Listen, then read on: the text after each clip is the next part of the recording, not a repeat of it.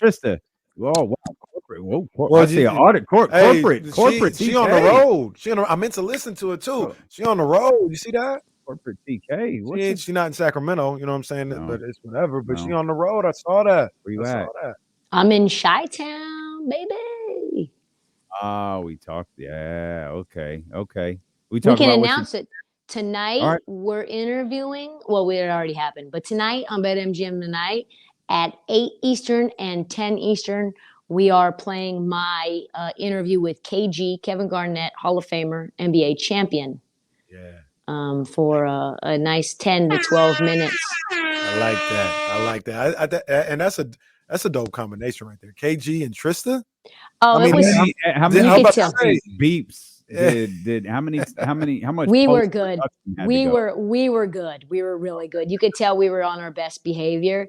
But I was like, man, he got on there, and before the taped interview started, we're gonna play it as a blooper. I was like, You love those damn bubble vests, don't you? Like, that's all you wear. So we got them in every color. You're always wearing them. He's like, yeah, that's my trademark. It's better than a jacket. It's better than a coat. You're still, your core is warm. And I was like, oh, okay. And he goes, do you like it? And I go, yeah. And he goes, are you sneak dissing right now? And I was like, oh, no. And he had his sunglasses on. He's like, I think you're sneak dissing. And I was like, no, it's good. And he goes, well, why are you smirking? Like, what? You're laughing right now. I have sisters. I know that you're making fun of me right now. And I was like, not you, not KG. I don't want any smoke with KG. Definitely got to peep that. Definitely got to peep KG and TK. I want to be clear. He said the vest keeps his core warm. Yeah, something like that. He's keeping his core warm. That's spectacular. Well, yeah. That's just spectacular. Mm-hmm. Oh, that's a nice vest. Thanks. It keeps my core warm. Not wrong. Well, he's not. Well, he wears it to everything. He has them. That's all if you see him on videos, because I was looking back at old interviews before this, and it really sticks out. He's got a bubble vest on in every single thing he does. Be part of the Kings front office. Monty McNair. Right. Yeah, exactly. Wes Wilcox. To follow up on what we talked about a little bit, only 2 games are not on some form of national TV for Caitlin Clark. Do you think the Fever have to be good this year for the Caitlin Clark thing to not die down? Ooh. Like, will people lose interest? Like, we got frustrated that Wemby was on TV every 5 minutes, when the Spurs were 2-15. And as incredible as he was, like, I wonder if that winds up happening with Caitlin. That's a great question. My instinct says no, but I think that somebody's got to be good, right? I think you saw today that the Connecticut Sun, who play the Fever, they were 6.5-point favorites early this morning, and now they're 8.5-point favorites. So that's a huge jump. So I think that the Sun tonight have to look good. And I think Caitlin is like obviously everyone thinks of Caitlin Clark as the entree, and she is to a degree. Like, she's pushing things forward already. They're getting chartered flights for WNBA players, which I think is awesome. But she's kind of also the amuse-bouche, like the one bite that whets your appetite for the rest of the meal, which could be Alyssa Thomas. It could be DeWanna Bonner.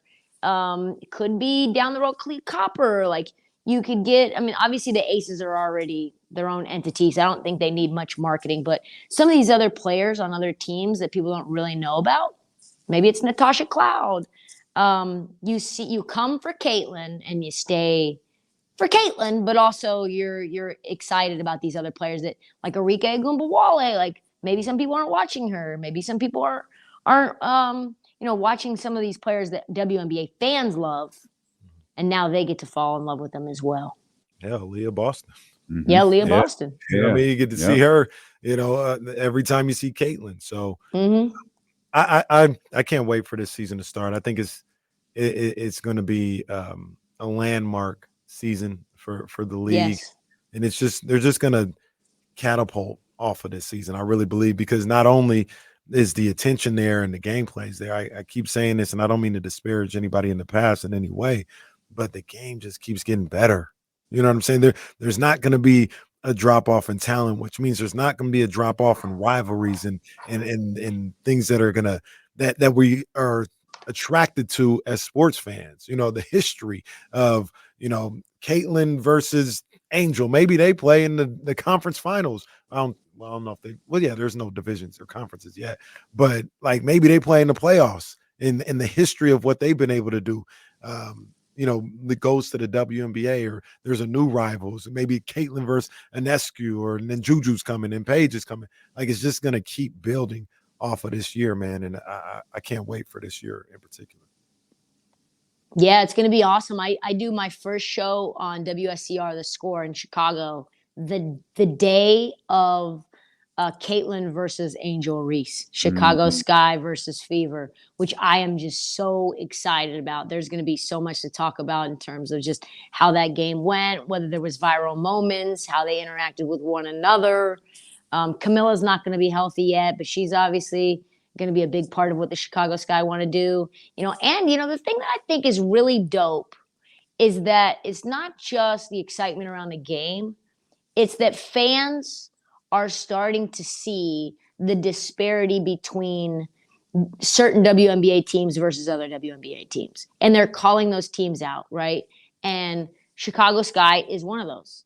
They're not investing in their players. They're not investing in the infrastructure. They're not treating it like a big boy league in terms of PR. Never have. And never have. And they're getting a lot of pressure right now. The people up top of the Sky are hearing it from people who normally speak to the Reinsdorfs, right? They speak to, you know, the heads of the Cubs. They speak to, you know, all of these different franchises owners, and now they're talking to the Sky. Now they're talking to the Connecticut Sun. Yeah, and so they're saying, like, listen, you got to step your game up. And they have to listen, because I don't think it's too far off for these WNBA teams to be carried by big boy radio stations as well. And if that's the case, you need to make your players available. You need to make it accessible for everyone to watch. It can't just be on League Pass. I saw there was an ESPN link that did a really good job of promoting some of the women. And I was like, this is dope, but also, like, we got to do more of this. You know, the marketing the players is the reason that, you know, league grows. And a lot of people, and a lot of mostly men, will say, well, the WNBA is just not exciting, and that's why it's not to this level. And now we're seeing that there's a critical mass happening, and that's coming from investment, that's coming from marketing, and that's being propelled by fan excitement.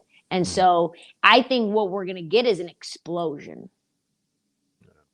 Ironically, wasn't Indiana in that boat? Yes. Their owner before all this. They figured that out real quick, didn't they? You know what I mean? Yeah. You know what I mean? Indiana had a sea of they had a sea of problems. They went a Vlade Divac route that did not work out well for them at all, with all due respect to their version of Vlade, who I love, but it was bad. Like bad.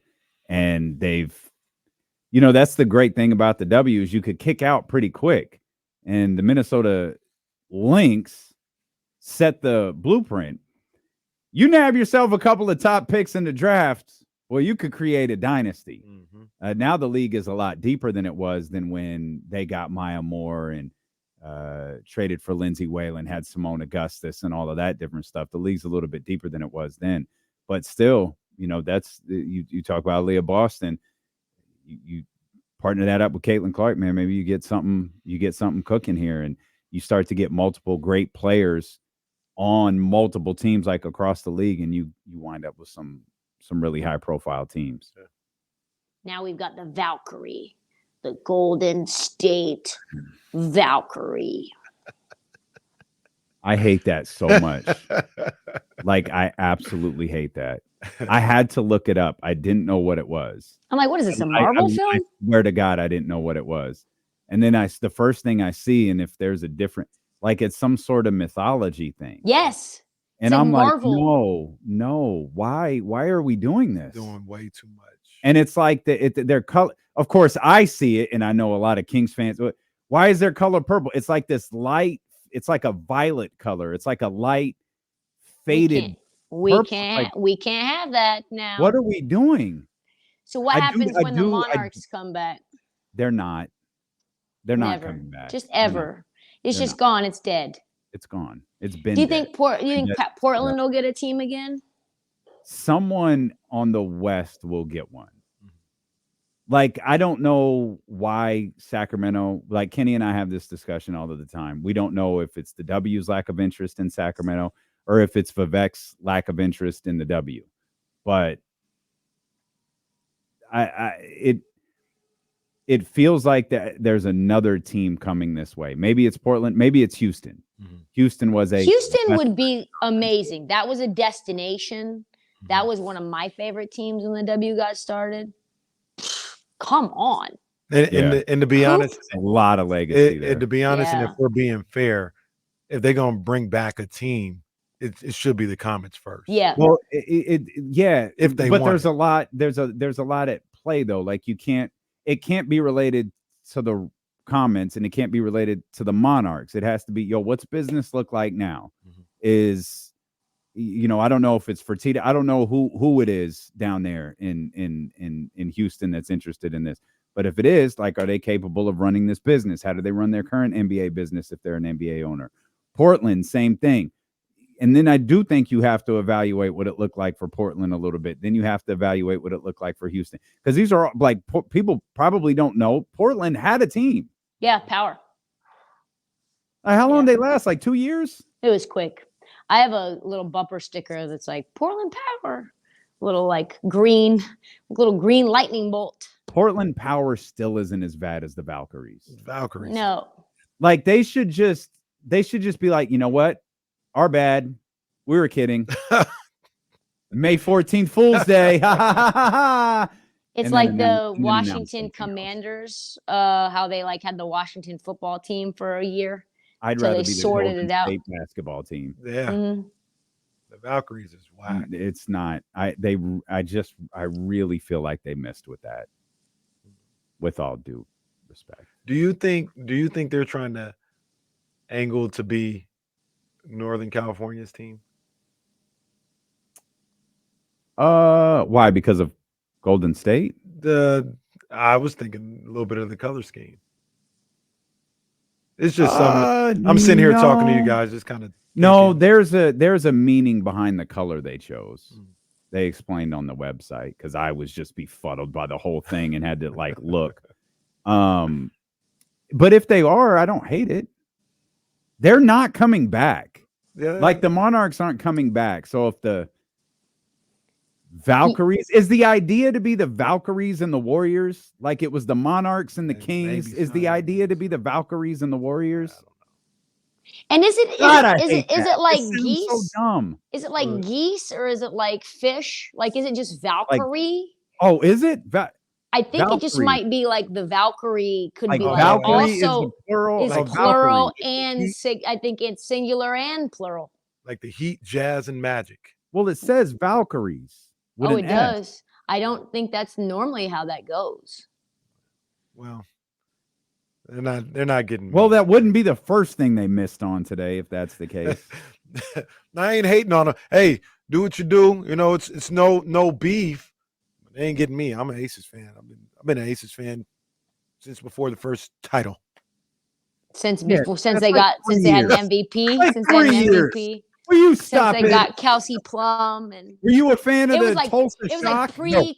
It was pre Candace Parker. That's how far his fandom goes back. Man. Wow. Boy, can he go back? Who did they lose to before they won? Did they lose to Seattle? The Sky? Did. Oh yeah, the Seattle. No. Yeah, Seattle. Yeah. That's when I kind of liked them. Who did Chicago beat? Did Chicago beat the Aces?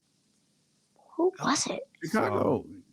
It's crazy. You were talking about Michael Alter earlier in this. Michael Alter is like, I've nickel and dime this franchise to a championship. What do y'all want from me? Michael Alter called me. Well, never mind. What? No, never Why mind. can't we have this? I'll trust him on that one. He had an interesting pitch for his head coaching job. It was a very, very interesting pitch. I was like, I don't think that works, pal. That's not going to work.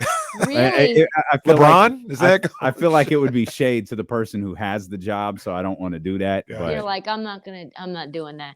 Didn't he get fired midway through the season and all of a sudden he's on an NBA bench who? 2 coaches ago?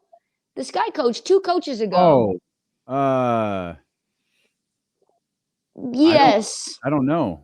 I can't look it up because I only have this. That's okay.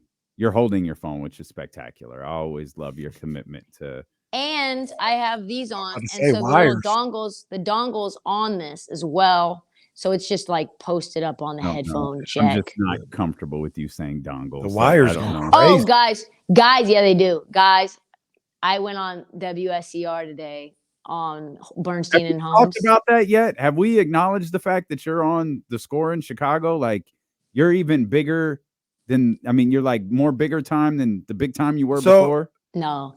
So, well, no, because we haven't, because I saw it this morning and I was like, oh, I want to check it out. And I thought it was just a hit, but like, you there. I'm going to start doing weekends there, but I went on the show today and it was Layla and it was Bernstein, it was Holmes. And I'd never met Layla before. She's great. And so we're like talking and we're talking about Bronny. And they came in with the Woj, like that Woj says that Bronny's going to sell out G League arenas. Did you guys see this? I saw it, yeah. And I'm like, I can't even get through this intro before being like, this guy Woj really is not a newsbreaker anymore, is he? Like, he just says whatever people tell him he needs to say, right? And I'm like, by the way, like, Bronny's not even, we're now having, like, height gate. They said he was 6'4" everywhere, and he's actually 6'1". And it was my first pause joke for them. And I looked at Layla and I said, does 3 inches matter to you? And she just was like, didn't get it. And then she was like, oh. Is that like meaningful? Like if someone pitches it at one thing and it's actually like 3 inches less, where are we at on that? Is that okay? Like, is that meaningful? And we were off to the races. Oh, man. It finished with the fact that she, and bless her heart, lovely woman. So there's just nothing to do with her. I was like, did you guys see that it looked like Savannah had asked LeBron to see his text messages at the Cleveland game? And she was like, well, don't you think that's fair for like a wife of an NBA player to do? And I go, no, I don't think that's a good idea at all, actually. And in fact, like if we're being real, and I know nothing, I have no information, no inside information, but like, let's be honest here. Monogamy is not really on the table for one of the best players of an entire lifetime. I don't think. I think that's pretty odd. It would be very odd. It would be outside of the spectrum of norm for like 100% loyalty level in that realm. And she was like, oh.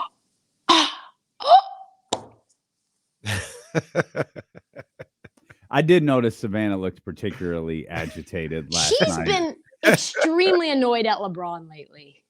Well, they've been together like 20 years. Like, I'm sure she is annoyed with LeBron. He probably didn't even want to go to that game. Probably not. Why are we here? He's like, I've got something I've got to do. And I need you here to support the family. Yeah, it's got to do with our son. If you care about Bronny, we got to go to this Cavs game. Windhurst sold it as they were there for Mother's Day. Windhurst said something else too. Well, he was in Cleveland for Mother's Day. Yeah. So he just went to the game. And I think it was Windhurst who said they called the Lakers and said, hey, LeBron's going to the Cavs game. Just wanted to give you guys a heads up. He's in Cleveland. He's just going to go to the Cavs Celtics game. And then I think Windhurst said, yeah, LeBron doesn't do anything on accident. Yeah, LeBron. Yeah, so Windhurst said nothing and said something, but said nothing, but said something. I got the full quote right here of Windhorst on, I don't know what his podcast. He said they were sending him. He said execs were sending his memes to him. You know, said he was. Why would LeBron be in Cleveland? He says, quote, I will say this. The first thing I thought of was this moment 10 years ago where LeBron showed up to a game in Cleveland while he was a player with the Miami Heat to honor Big Z jersey retirement, his longtime teammate. And he got in a private plane, flew from Chicago over to Cleveland on an off night. Pat Riley was not happy, and a few months later, he signed with the Cavs. He's extremely strategic, and I wish I could tell you I knew exactly what he was doing. I don't pretend to know, but he's got to be up to something, end quote. It's got to be up to something. Shenanigans are afoot. I'm not gonna lie. I don't know if he's up to something or anything like that. I did find it odd to see him there at the game. He's only up to he's a basketball fan. He's in Cleveland. He just went to the game. Now, what would be weird if he just happened to make a stop in New York on his way back? It's like, no, I'm just here watching the Knicks Pacers game. That's all. LeBron was not at the Suns games. That was just Rich Paul. Yeah, when they were in the finals. Right. Yeah, it was just those. Yeah. I mean, LeBron. Look, I don't know. LeBron doesn't do that. LeBron's he not hasn't done that. LeBron's not the only NBA player to go to other basketball games. We saw Tyrese Maxey was at the Thunder game last night. Yeah, he wasn't courtside though either. No, he had the like one. You gonna put LeBron James in? What you gonna put LeBron James in my seat? I don't know. He was in Kenny Caraway's seat. Why is that a problem? Kenny Caraway's seat. That's not Kenny Caraway's seat. No. You gonna put LeBron in like 101 row F? Like, get out of here. I'm like I said, I don't know if it means anything at all. I would lean towards it not meaning anything, but I did find it odd. He always finds a way to bring the narrative back to him, even when there's no reason to have the narrative on him. It's facts. Yeah. And maybe that's all his intention seeking. It didn't have to do anything with his career. Maybe it was that. It's just. He wasn't even sitting center court. He was all the way on the other side. Do you guys think that LeBron would do well at the Tom, like doing the Tom Brady style roast? Yeah, I think he'd be good with it. Yeah, he'd be fine. Yeah, I think. I think he'd be fine with it. He'd be good. Everybody. I guess if Tom Brady could do it, anybody could do it. Everybody keeps asking. I talked about yesterday, Trista. Everybody keeps asking me, did I watch that? Am I going to watch it? Maybe I'm a one-man wolf pack. I understand that. I find every single thing about Tom Brady and the New England Patriots to be ungodly boring. I don't find them entertaining at all. So I probably won't watch the roast. You'll find it funny. It's very funny. They went for everybody. It wasn't even just Tom Brady that got the business. It was Robert Kraft. It was Gronk. It was Edelman. The amount of gay jokes towards Brady was like alarming. Everyone. Bill Belichick, Robert Kraft, Gronk, Edelman. Edelman's making jokes about. I can't. You cut yourself off. That's spectacular. That's amazing. The thought went through your head, and you actually stopped yourself. Yep, I think I think that would have dumped. Even though it's the words themselves are fine, it's just too graphic. Mm-hmm. See those guys. So all those names you named, like it immediately. You should have said Kevin Hart. You should have said Andrew Schultz. You should have said Kevin Hart was incredible as well. That gets me to check out immediately. I've never watched any of the documentaries. I don't like nothing about the Patriots. I find them boring. Well, that's why I brought up the Patriots, because everybody else was fantastic, but even the boring people were fantastic. Okay. I trust you. Well, I trust other people too. It was 3 hours of nonstop laughs. Kim Kardashian got mercilessly booed. Oh, that was hurtful. Like that was vicious. Probably Swifties. And she even made like an OJ joke about her family defending athletes that don't deserve being defended. Football players. There was a lot of about defending someone that doesn't deserve it. Mm-hmm. Aaron Hernandez jokes were like really like a lot of them. Like a lot. Man, it's wild what a joke is. They said Kevin Hart was so short, he was standing on the stool that Aaron Hernandez kicked out from under himself. I saw that one on TikTok. I also saw the remark about Kevin Hart's ancestors, which I thought was, oh man, the balls you have to say that joke are incredible. He wilding. But I guess it's haha, so it gets a pass. Before you got any confidence in the Knicks? Is it over for them? Are they out of gas? I mean, I can't. Here's the thing, like, I don't think we can really truly lose confidence in teams anymore, right? Like, I have lost all confidence in the Denver Nuggets, and not without any reason. They looked like their souls had been stolen from them. They looked broken. Their eyes looked like something had the life drained out of them. And then they come back for game 3. They put it on the Timberwolves. Game 4, also convincing. All of a sudden, you got Jamal Murray, who was shooting like 18% from the field, hitting half quarters, coming off of steals at the half court, or I mean, right before halftime. So, like, what do I even know anymore? I don't know. I can't say. Ultimately, the only thing that I know is that the Celtics are going to cruise to the finals, no matter who they play. Yeah. And then whoever comes out of the West, I think, is going to make it super tough on the Celtics. We did talk about that. And, you talk about, like, got to watch the full interview with KG at 8 p.m. Eastern. But you talk about tiptoeing around the Tatum thing. Boy, was he tap dancing. What Tatum thing? Yeah, they got to chill with Tatum this, man. thing? They need to leave Tatum alone. You hate Tatum too? Hate him? I don't hate him. But I think when you look at the juxtaposition of what Anthony Edwards is and what he does for his team and how this is coming off the heels of KG believing that because of Ant Edwards alone, he thinks the Timberwolves would beat the Celtics. What does that say about Jayson Tatum? Well, he's also probably wrong. Like I know. Look, I was one that said it is over with Timberwolves Nuggets a week ago. I was dead wrong about that. And anybody that says, yeah, the Timberwolves will probably beat the Celtics, they're probably wrong too. Like Celtics in 5 or 6. Even still, though, if you're willing to say that, then what does that mean about what you believe about Jayson Tatum in clutch situations? That what you believe is wrong. That's what that tells me. It means you believe that the rhetoric around him as a scorer in important games, that is not his role. We don't even have to debate whether he's a superstar or not, because that's not really at issue.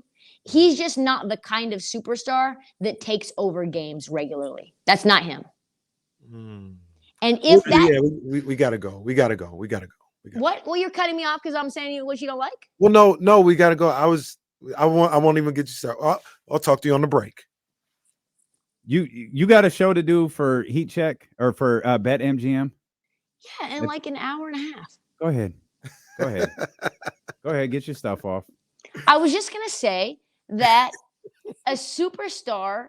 I don't know how we're even classifying the alpha 1As of the league anymore. If we can't say that that's a fair criticism, that we want our 1As, our alpha superstars, to regularly take over games like we saw with Donovan Mitchell, like we saw with Paolo, like we saw from Ant, like we've seen from Jamal Murray, like we've seen from Jokic.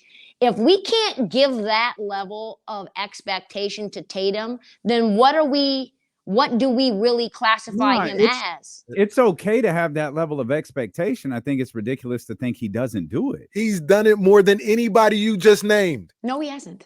There's 3 instances where he did what none of them did. He did it in game 6 in Milwaukee with the season on the line. He did it in the 4th quarter against Philadelphia last year. He did it in game 7 last year against Philadelphia. Donovan, Ant-Man, none of them have done that. Not one of them. Jamal absolutely has done that. That's what Jamal is known for. In the bubble? No, he just did it against the Lakers twice. Game winners. Their back went against the wall.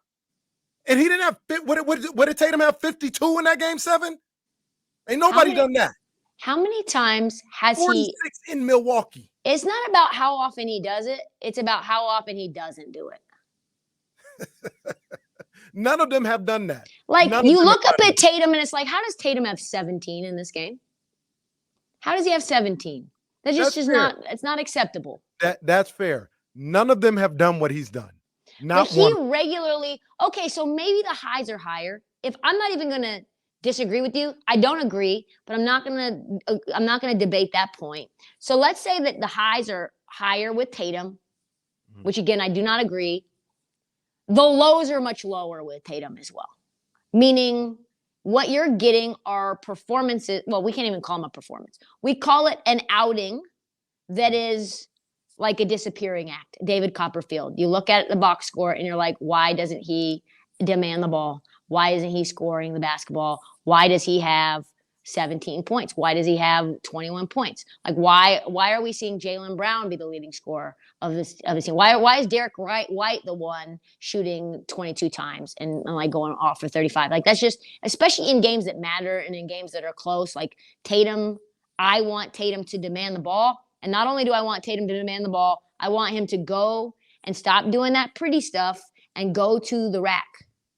Do not try to create space in the mid-range, fall away, contested. Do not try to tween 30 feet out with guys draping on you. Put your head down, put your pretty face in the paint, and go to the rim.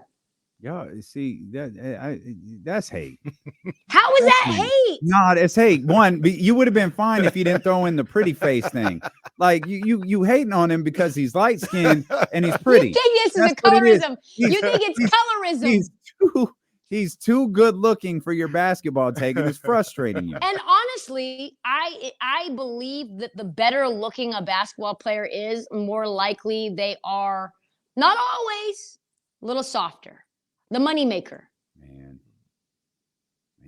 I like my 1As outside of Anthony Edwards, because we talked about him before and his skin. I like my 1As a little more rough and tumble than that. I want them a little more grimy. Yeah, like you want Brunson. You want Jalen Brunson. Yes. That's your ideal one. Yeah, braids. Well, no wonder they try to call me soft because I'm sexy. Now I know why. Yes. Now I know why they try to call me soft. Because I'm just soft. Pretty skin. He's too soft out here. Yeah, they just out West Sac, they was like, he's too soft. Because I guess it's because you were flopping in a rec league. I didn't flop. Well, I did. No, I just kind of manipulated the situation. You flopped, bro. All right, man. Nobody called you soft. Now it makes sense. I'm sexy dude out here in rec leagues begging for calls like he's Luca Caraway. I got the call. It was a heady play. Poor brother got a technical foul in his rec league because of you. Wow. It's a heady play. TK, none of them. TK said, "Give me an ugly one." None of them have saved their team the way Tatum did, and Tatum did on 3 occasions. Yeah, but you give me the game 7, but like if it wasn't for the second half of game 6 or game 5, they would have been out. What Jamal do a week ago? He's getting clamped. He was getting clamped a week ago for 2 games. For that first half of that Tatum game where he went nuclear in that second half, if he would have continued what he had done, which I think he had like 2 or 4 points, he looked awful. Don't even get me started. He wouldn't even had the opportunity for that game 7 that he had. Legacy was on the line. He was terrible in that entire game until the fourth quarter. Yes. But in the fourth quarter, he handled business. Just like Jamal Murray. Are we talking about anything other than the NBA Finals against the Warriors? Is that all we're talking about here, and we like encompass it to Tatum's whole career? No, we're talking about just the other day when his point prop is 27.5 and he has 16. Like, you can't have that much disparity between what the market expects you to do. This was before that. That was when they were up 1-0 and they lost game 2. But this is my point. Did you say market disparity? What term did you just use? Market disparity. What the market expects, whether he comes close to that on a day-to-day basis, he does not. But this is also my point. He hasn't had 3 threes or more this entire playoffs. This how you know he better than a guy like Jamal Murray. Because we don't bat an eye when Jamal Murray has a game like he had. No, I do though. I do. But the difference is that Jamal Murray is actually injured and has been injured for the last 2 months. Now what we get from Tatum is like phantom injuries that we get after the series is done, after he's been bounced, and Don't like, call him oh, Luka. actually, Don't call him Luka out Bro, here. Don't you do are that. hating. Don't call him That's Luka. hate for real. Don't call him That's Luka. Don't do insane. that. Oh, he like comes in with the LeBron like cast. Oh no! Don't do Not that to to my boy LeBron. Tatum. Do not do that to my boy Yo, Tatum. LeBron coming into the post game in the finals Yes. was Yo, one of that the was wildest moments in crazy. history. What? That was one of the wildest moments in history. Oh my God. Tatum, they going and That's you know, crazy. I think TK, we talked about it. You know, I hate the Celtics, but I love all the players. They Tatum going to hoist that Larry O'Brien. He's gonna be the Finals MVP, and then It's gonna be Derek White. I guarantee you, we're gonna be having a conversation where Derek White wins Finals MVP, and you guys have to tell me. And this is what KG said. He literally said, "Well, we just need to change our mindset that the 1A, the best player on the team, should always have the ball down the stretch and be scoring." I'm like, that's what a 1A is, bruh. That's what it is. You're literally just people are trying to like make up new rules for Tatum. they hadn't even had no close games in this postseason. Game 2. Game 2, they lost by like 16. Playing with their food, just game 2s. Tatum, game 2s. I think that was the stat I heard from EJ last night. They haven't had a double digit. No, last night was the first one that wasn't a double digit outcome in the playoffs. Their game last night. They didn't even have no close games. And if they were close, Tatum would have cooked. Hence the reason that they're labeled front runners. No, they'll front run all the way to that podium in June. We're gonna see about that. No, not about that. I do want to see him versus Ant-Man though. That would be fantastic. I like that. That's and if it's Ant versus Tatum, who do you have more faith in? Ant is my guy. Ant is my guy. Don't do that. Don't do it. Ant, he's gonna be the face of the league. Don't do that. Ant is and Tatum's like, whoop. That's my boy. Ant. That's my boy. I ain't got nothing bad to say about Ant. Never will. How could you? Except he didn't have to say show the video. Well, send the video. Send the video. Send the video. Google it, kids, if you don't understand the reference. See, weren't you? Isn't that with that 8 minutes that we did? That was good. We needed that. I didn't think it was going to be bad. No, I was trying to be respectful of your time. I don't care. I'm running on no sleep. I've been here since like 9 a.m. I'm not leaving. I'm gonna probably go on a walk for like two minutes around the block and then go back to work for another a million hours.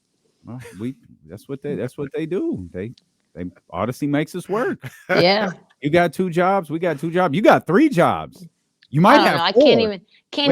We haven't even talked about the potential 4th yet. I mean, no, that one's crazy. No, leave it. Just give me on the FaceTime. That's all I'm saying. By the way, what I keep seeing on there, so let's tease it. What I keep seeing on their social media just gets more and more wild. Where I'm like, oh, this is like the hood barstool over here.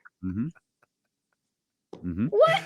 Yeah. What kind of tomfoolery am I about to get myself into? Back-to-back days was crazy. Yes. Yesterday and then today, I was like, it's a wild group over there.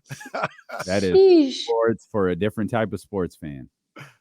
I said, if this other man that's involved can be as devout and God-fearing as he is, this holy water, then I can figure it out as well. So real quick, what's up with Chicago? So are you just kind of introducing yourself in Chicago right now, or are you going to be in Chicago more? I don't know. I'd like to be in Chicago more, but I will be on in the weekends starting June 1st on Saturdays. June's a little tough because the Cubs have a lot of day games on Saturdays. So it's essentially Saturdays when the Cubs don't play a day game. That's essentially what it is. And who knows? Well, maybe it'll be more. I go on Bernstein and Holmes now more as a result too.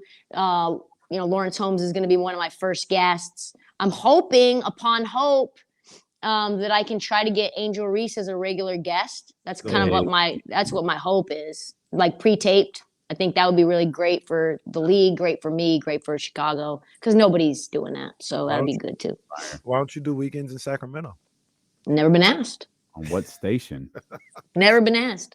I don't need to listen to Freddie, even though I like Freddie. That's my boy. I never met him. Casey's really good at creating more work for other. Like he just says stuff out loud, has no idea how to make any of it happen, and it's just like y'all go figure it out. DK on the weekend. Yeah, it's like, why not just like work for us? Like, why you just like come in like one day a week? Has no plan, has no idea how to make any of this work. How is it getting funded? To figure out. The logistics have to be worked out by other people. So I'm the plan creator. I see the friction that comes about here. Yeah, it's like, hey, you see it. Yeah, can I get a Michelin star meal tonight, Damien? And it's like, do we even have anything in the kitchen right now? I don't know. I'm just throwing ideas out there. You make it work. That's what it is. Hey, that'd be a great idea. Other people work out the logistics. Up to you to execute it. You can work the logistics and make sure everything. That's why they say the devil is in the details. Bryce says, get Trista on 102.5. There we go. Well, DK, come on. Does she cook over there too? You know what? There's an itch that has not been scratched with music and talk that may at some point be more and more close to reality. We'll have to see. Little 1 and 2. Kill them. I got this on here. You talk about an itch that needs to be scratched. Come on, baby. That's Trista Krick. She's in Chicago. BetMGM tonight. Heat Check podcast every Tuesday. Vito and KC.